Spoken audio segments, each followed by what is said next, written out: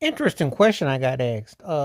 British Knights versus LA Gears. Which was the better sneakers, better kicks? Wow, this was a real interesting question. I was on a live stream recently and I decided to kind of like, where would I go with this? Um, I gotta say they both were cool for their time. I mean, people were rocking them, but I think if I'm thinking back in hindsight, LA Gear felt more Hollywood. It felt more like cliquish, cliche. Um, I thought it was more style. I will remember Millie Jovanovic. Was a model at the time. She did the ad with Michael Jackson for them. I think Kareem Abdul-Jabbar. Allie Gear had some people on it, but it felt more like a casual sneaker. It was like something, that was more chic, if you will. So, it hit differently. It was one of those kind of shoes that it seemed to be more hotty toddy. It's a certain type of element of people. I don't think it had the same. I don't know. It didn't have that flair, for its kicks.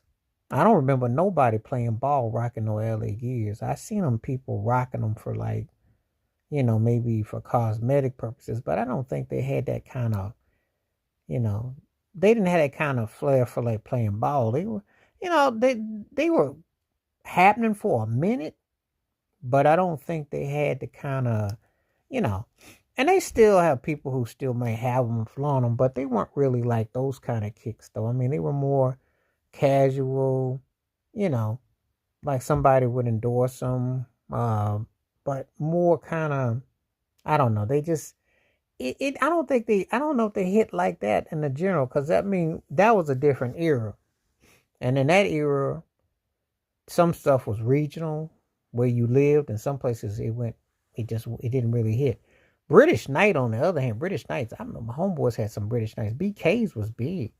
They were big.